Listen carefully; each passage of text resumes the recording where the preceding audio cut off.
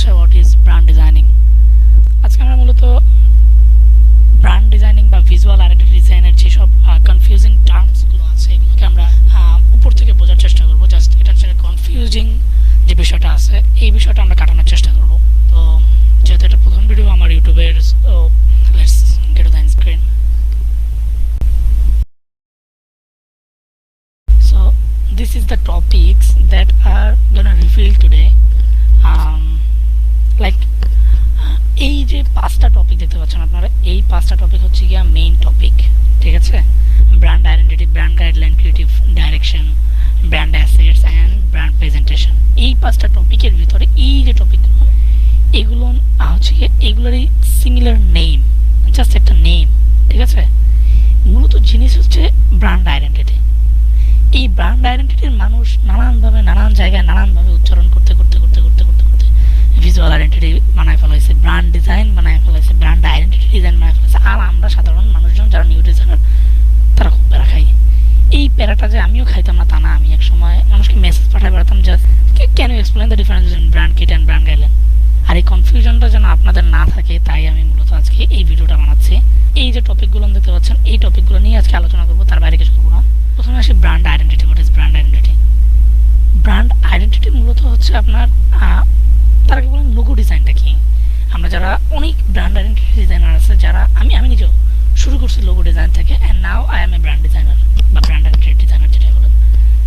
এই যে জিনিসগুলো প্রথমে আমরা লোগো ডিজাইন থেকে শুরু করি, দেন আমরা সুইচ হয়ে যাই ব্র্যান্ড আইডেন্টিটিতে। এটা কেন? কারণ ব্র্যান্ড আইডেন্টিটিতে লোগো ডিজাইনের আপগ্রেড ভার্সন। ব্র্যান্ড আইডেন্টিটি আছে লোগো ডিজাইন হচ্ছে 10 ভাগের 1 ভাগ। লোগো ডিজাইনে আপনি জাস্ট একটা লোগো বানাচ্ছেন, ব্র্যান্ড আইডেন্টিটিতে আপনাকে ফন্ট পেয়ারিং, কালার প্যালেট সব কিছু সিলেক্ট করে এঁকে দিতে হচ্ছে। এটা হচ্ছে লোগো ডিজাইন থেকে ডিফারেন্স। এটা তো আগে বুঝাইতে পারলাম। এখন ব্র্যান্ড আইডেন্টিটিটা কি? জাস্ট একটা লোগোটা একটা ফেস, একটা ব্র্যান্ড একটা ফেস। আপনি যখন জাস্ট ফেস রিভিল করছেন না, আপনি ফুল ব্র্যান্ডকে ডিজাইনিং করছেন যেভাবে সে মার্কেটে আসতে পারে বা চলছে, যেভাবে সে নতুনভাবে পরিচিত হতে পারে। আমি যদি এখানে জাস্ট গুগলে সার্চ করি হোয়াট ইজ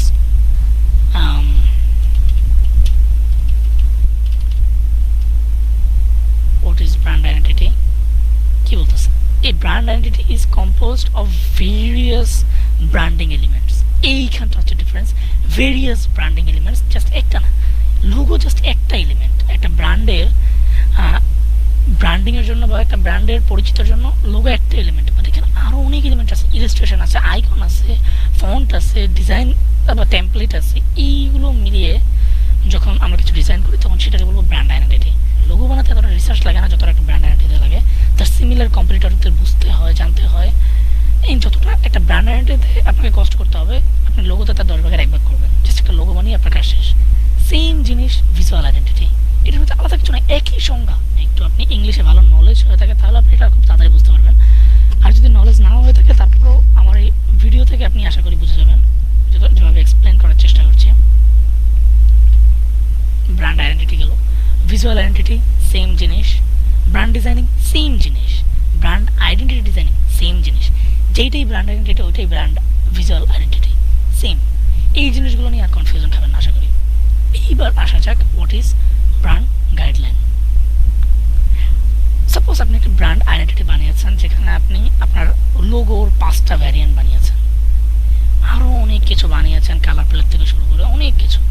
একটা লোগো যে ডিজাইন করে তার কালার প্যালেট থাকে, বেশি হলে কালার প্যালেটে কালার থাকে 5 থেকে 6টা। বাট যে একটা ব্র্যান্ড আইডেন্টিটি ডিজাইন করে বা ব্র্যান্ড ডিজাইন করে তার কালার প্যালেট থাকে first primary colour palette, secondary colour palette, supporting colour palette.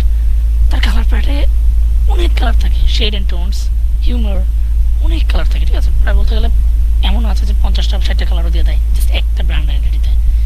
কারণ সে ফুল ব্র্যান্ডটাকে রিপ্রেজেন্ট করছে instead of just a logo.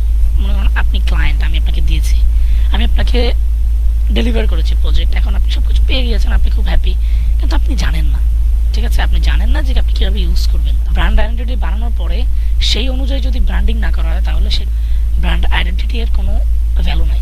Just একটা সার্চ দিই যে what is brand guideline. Look, আমি ইমেজে যাই, হ্যাঁ, আমি এই ইমেজটা পেয়েছি।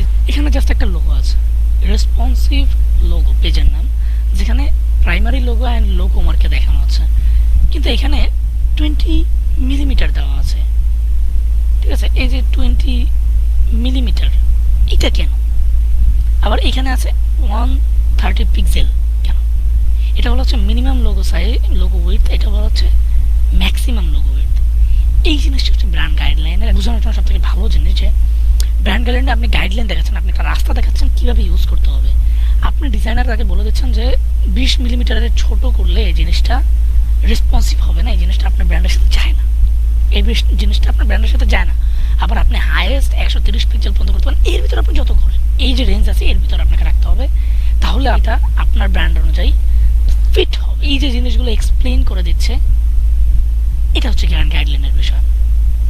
আশা করি ব্র্যান্ড গাইডলাইন বুঝতে পেরেছি। এভাবে আপনি প্রত্যেকটা জিনিস যা যা বানিয়েছেন, আপনি ইলাস্ট্রেশন বানিয়েছেন, আপনি ফন্ট দিয়েছেন, এখন আপনাকে প্রত্যেকটা জিনিস এক্সপ্লেন করতে হবে যেগুলো কীভাবে ইউজ হবে, সাধারণ মানুষ যেন বুঝতে পারে, যে কেউ দেখে যেন বুঝতে পারে যে আচ্ছা আচ্ছা এভাবে ইউজ করলে জিনিসটা ভালো হবে।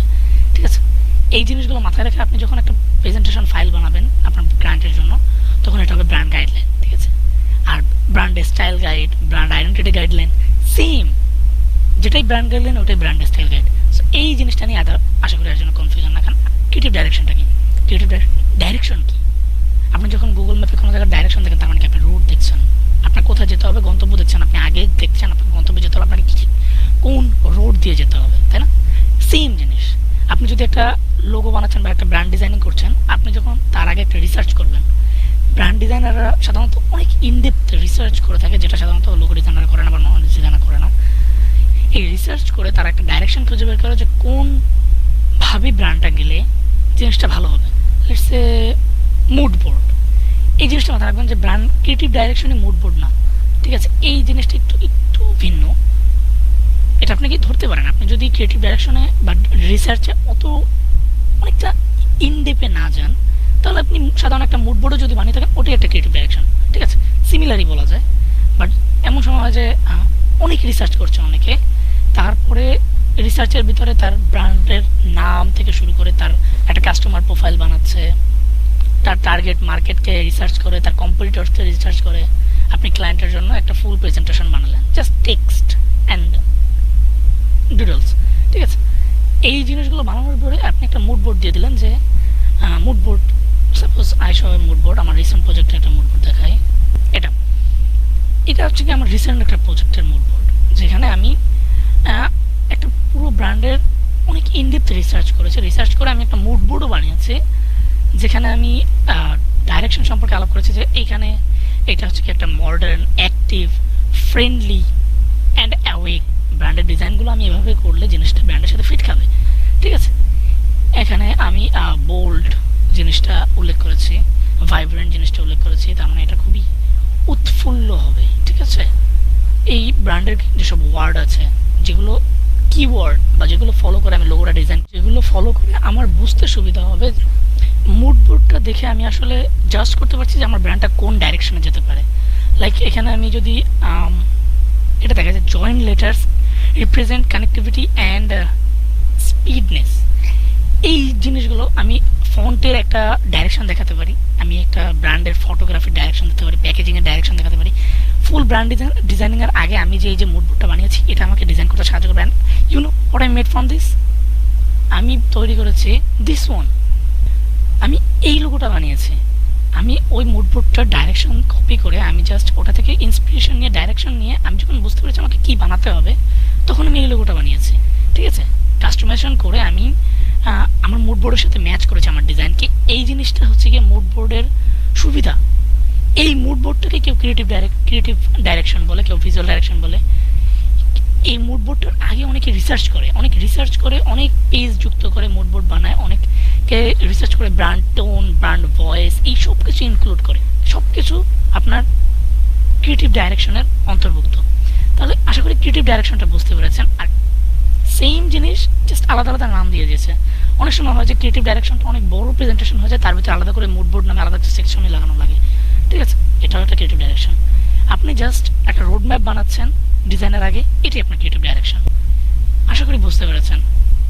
ব্র্যান্ড অ্যাসেট, আপনি ব্র্যান্ডের জন্য যেসব জিনিস বানাচ্ছেন সব কিছু ব্র্যান্ড অ্যাসেট। ব্র্যান্ড অ্যাসেট কি? ব্র্যান্ড অ্যাসেট, আপনি একটা লোগো বানিয়েছেন, আপনি একটা ফন্ট কাস্টমাইজেশন করেছেন, আপনি একটা আইকন বানিয়েছেন, ইলাস্ট্রেশন বানিয়েছেন, একটা প্যাকেজিং বানিয়েছেন, আপনি এই প্রত্যেকটা জিনিস আপনার ব্র্যান্ড অ্যাসেট। এই প্রত্যেকটা জিনিস আপনার ব্র্যান্ড অ্যাসেট, এগুলোকে আপনাকে ডেলিভারি করতে হবে। ঠিক আছে, ব্র্যান্ড অ্যাসেটের জন্য আপনি মেইন ফান্ডামেন্টালি আপনি যেসব জিনিস বানিয়েছেন ফাউন্ডেশন তৈরি করার জন্য, ভিত্তি তৈরি করার জন্য যেসব ব্র্যান্ডের জিনিসপত্র বানিয়েছেন, এগুলো আপনার ব্র্যান্ড অ্যাসেট। এটারই আরেক নাম ব্র্যান্ড কিট। ব্র্যান্ডের বেসিক জিনিস কি? Logo, colour palette. এই বেসিক জিনিসগুলো দিয়ে আপনি যখন একটা প্রেজেন্টেশন বা ফাইল বানাচ্ছেন, বা আপনি এগুলোকে একটা আলাদা ফোল্ডারে রাখছেন, এগুলোকে বলবেন একটা ব্র্যান্ড অ্যাসেট। এটাই ব্র্যান্ড কিট, এটাই ব্র্যান্ড অ্যাসেট, সেম জিনিস। আর ব্র্যান্ড প্রেজেন্টেশন কি? এই ফুল জিনিসটা বানিয়ে আপনি যখন আলাদা আলাদা করে প্রেজেন্টেশন করছেন, ঠিক আছে, বা একসাথে প্রেজেন্টেশন করছেন, একসাথে পিডিএফ বানাচ্ছেন 40-30 পেজের, এটাকেই ব্র্যান্ড প্রেজেন্টেশন বলে। আপনি যখন বিহান্সে কোনো কিছু পোস্ট করেন, একটা ওইটাও একটা ব্র্যান্ড প্রেজেন্টেশন, সেম জিনিস। ব্র্যান্ড শোকেসিং, সেম জিনিস। আপনি অনেকগুলো লোগো কনসেপ্ট বানিয়েছেন, তারপরে সেগুলো একসাথে একটা ফাইলে রেখে কিছু মকআপ লাগিয়ে কিছু কালার দিয়ে আপনি জাস্ট এক্সাম্পলের জন্য ক্লায়েন্টকে ডেলিভার করলেন। এখন ক্লায়েন্ট একটা লোগো সিলেক্ট করে দেবে। হ্যাঁ, এটা কিন্তু এটা একটা ব্র্যান্ড প্রেজেন্টেশন। আবার আপনি ফুল কালার প্যালেট বানিয়েছেন, একটা লোগো সিলেক্ট করেছেন, লোগোর অনেকগুলো ভ্যারিয়েন্ট বানিয়েছেন, ফন্ট বানিয়েছেন, ইলাস্ট্রেশন বানিয়েছেন, এই সবগুলো মিলিয়ে একটা প্রেজেন্টেশন বানিয়ে দিয়েছেন, এটাও ব্র্যান্ড প্রেজেন্টেশন। ব্র্যান্ড গাইডলাইন, এটাও লাস্টে ব্র্যান্ড গাইডলাইন প্রেজেন্টেশন। ব্র্যান্ড গাইডলাইনের যখন একটা 30-40 পেজের ডকুমেন্ট হবে, এটা লাস্টে একটা ব্র্যান্ড গাইডলাইন প্রেজেন্টেশন। ঠিক আছে, এই সেম জিনিসটাই আমরা কনফিউশন খেয়ে যাই যে হোয়াট ইজ ব্র্যান্ড প্রেজেন্টেশন। একটু যদি ইংলিশের দিকে নজর দেন, একটু যদি ইংলিশে আপনি মেধাটা লাগান, ইংলিশটা গুগল ট্রান্সলেট না করে, ইউজ না করে, নিজে মাথাটা খাটান, তাহলে বোঝা একদম ইজি জিনিস। ঠিক আছে, আশা করি আমি বুঝাতে পেরেছি। এই যে ফাইলটা আছে হোয়াট ইজ ব্র্যান্ড আইডেন্টিটি, এই যে সিমিলার ওয়ার্ডগুলো বোঝানোর জন্য যে ফাইলটা, আমি এই ফাইলটা ডিসক্রিপশন বক্সে দিয়ে দেবো। সো যার লাগবে ডাউনলোড করে নেবেন পিডিএফ ফরম্যাটে, যাতে করে এই জিনিসগুলো আপনাদের কনফিউশন না হয়, প্যারা না খেতে হয়। ঠিক আছে, আমি ফাইলটা দিয়ে দিব, যার লাগবে ডাউনলোড করে নেবেন। So yeah, this is my first video on YouTube. Like, comment, subscribe. আর এখানে আরেকটা কনফিউশন থাকে মানুষের, যে ব্র্যান্ডিং আর ব্র্যান্ড আইডেন্টিটি, নতুন যারা আছেন এটা নিয়ে খুব কনফিউশনে খেয়ে যান। এই জিনিসটা যদি বুঝতে হয়, এই জিনিসটা যদি আলাদা ডেডিকেটেডভাবে ভিডিও লাগে, তো কমেন্ট বক্সে জানাবেন, আমি এটার জন্য আলাদা ভিডিও বানাবো। যেহেতু অলরেডি ভিডিওটা অনেক বড় হয়ে গিয়েছে, তো আমি আর লেন্দি করতে চাইবো না। বাট এটুকু মাথায় রাখবেন যে ব্র্যান্ডিং জিনিসটা হচ্ছে মার্কেটিংয়ের টার্মস, আর ব্র্যান্ড আইডেন্টিটি বা ব্র্যান্ড ডিজাইনিং জিনিসটা হচ্ছে ডিজাইনিংয়ের টার্মস। ঠিক আছে, এই জিনিসটা বুঝলেই আপনার অতটা ইনডেপথে বোঝার প্রয়োজন হবে না। আশা করি এটি আপনার অনেকটা বুঝে যাবেন। তারপরেও যারা বুঝছেন না, তারা কমেন্ট বক্সে জানাবেন। সো আজকের ভিডিও এই পর্যন্তই। আল্লাহ হাফেজ।